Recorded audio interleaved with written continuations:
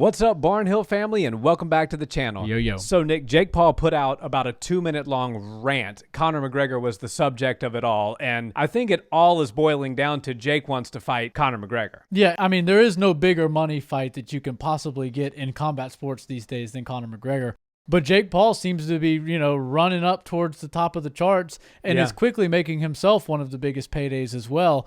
And he's gotten himself to a point where he's fighting difficult enough opponents to get the attention of somebody like Conor. Before, when he was 2-0, 3-0, 4-0, talking about Conor McGregor, Conor did not even acknowledge it. And I think that was probably the smarter move. But as he kept going, he was like a dog biting at his ankles. Eventually you see him, okay, he's in there with Tyron Woodley. He actually beats Tyron Woodley.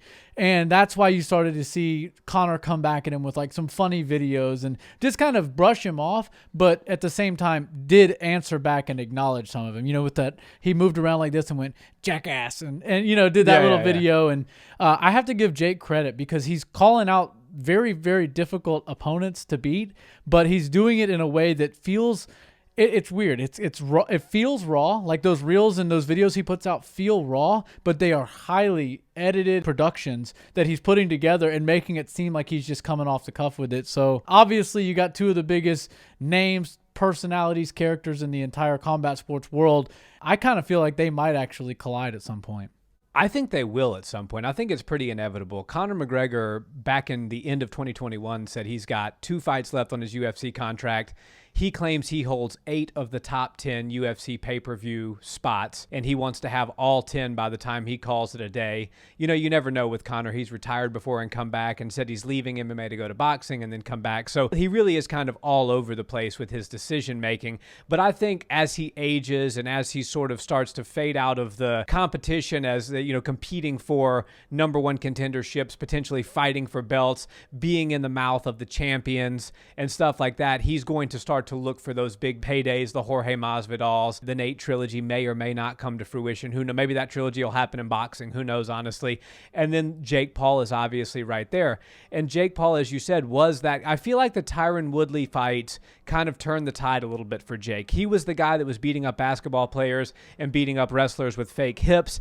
And then he beat Tyron in a pretty close fight, and then he knocked him out. And so then it was like, okay, this guy is actually training boxing. He's spending time in the gym. He's learning the sweet science. So people are starting to say, hey, is this a fight that Conor could actually win? Is this a fight that Nate could actually win? And when people start, I'm not to say that they couldn't. Conor's left hand could get in there and put Jake to sleep.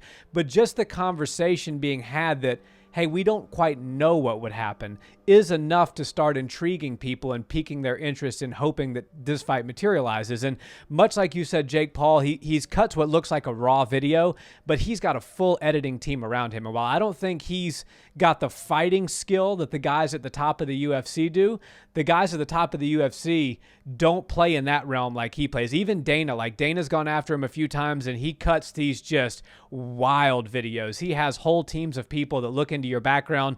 That video of the girl that was filming Conor in bed, I have no idea what that was. Obviously, the insinuation was this was a call girl that caught Conor on tape. Whether that's the truth or not, who really knows what happened in that video? It's only 30 seconds of a very grainy video, so it's hard to tell. But just the simple fact that Jake is able to put together these videos and go after these people, even the best like Conor and Dana have a hard time contending with this kid when it comes to that realm. Yeah, I mean, you don't gain 20 million or whatever subscribers on YouTube and reach the heights that he's reached in the entertainment realm without being pretty savvy and pretty creative when it comes to calling people out and creating hype and all that stuff. And Jake deserves a lot of credit for that.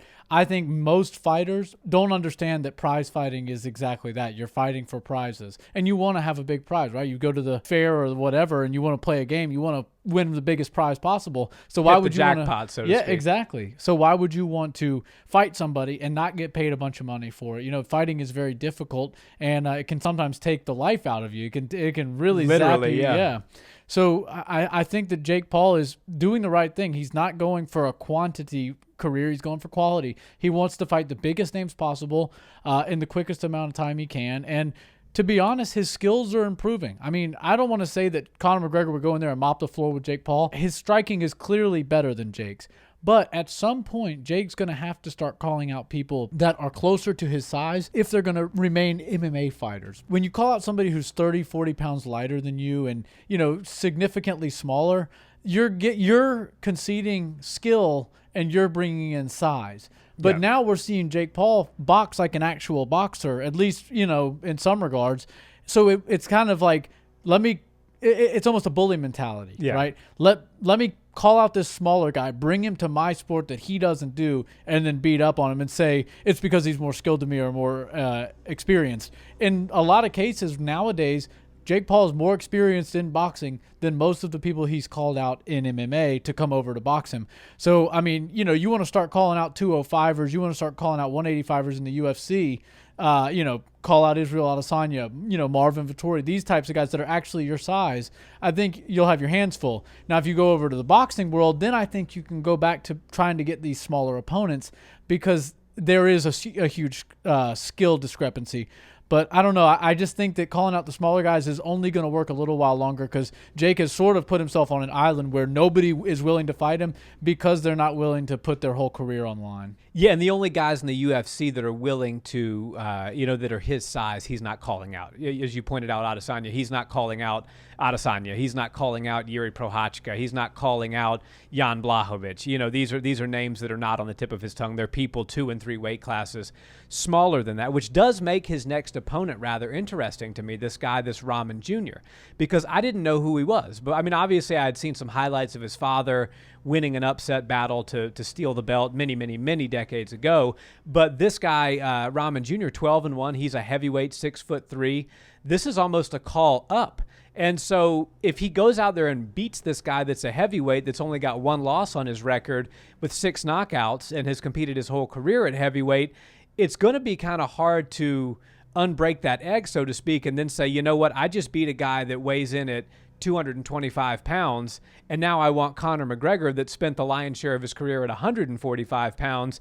That doesn't really mesh. So actually it gets in this weird situation where does Jake become too dangerous, for lack of a better word, for somebody like Conor to say, you know what, I'm going to get in there, because at the end of the day, McGregor's got all the money he needs. He's got his brand deals. He's got the Proper 12 whiskey. He's got all the endorsements he could ever want. He can post a sponsored post on Instagram and make 6 figures. He doesn't need to fight Jake Paul to make money. He can go fight Jorge Masvidal in the UFC. He can fight Nate Diaz again, as I've said. He can fight Charles Oliveira. There's still people, even though he hasn't won in some time, that are salivating to fight him.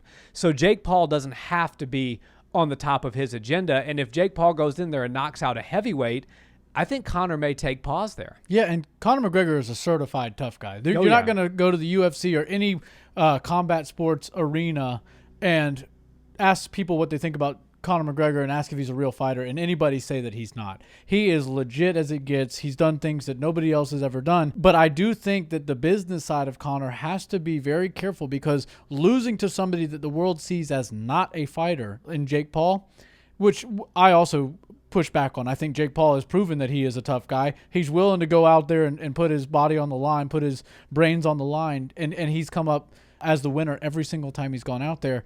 But he doesn't get looked at by the masses as a real fighter. So I don't think it'd be smart for Conor, because if Conor McGregor has done all this great stuff and then he goes and loses to a YouTuber in boxing, that can tarnish his future, and that could tarnish people buying his alcohol and doing all the stuff that's supporting Conor. Whereas if he were to go fight Jorge Masvidal or box Nate Diaz or box Floyd Mayweather again, lose to any of those guys, nobody really cares about it, because, yeah, you might have lost to Jorge Masvidal. Jorge Masvidal, nobody's ever said he's not a real fighter. Right. So it kind of makes sense for Conor to stay away from it and poke fun and just stay in the headlines with Jake Paul. But I would be careful in signing a bout with him unless you're absolutely strapped for cash and you have no other fight options available. I would agree with that. Guys, drop us a comment. Does this fight materialize, Conor McGregor versus Jake Paul, and would you be intrigued to watch that if it did indeed happen? We're your place for all things combat sports, so if you're new here, we always appreciate a subscribe to the channel and smash that like button for the algorithm. We'll see you next time. Peace.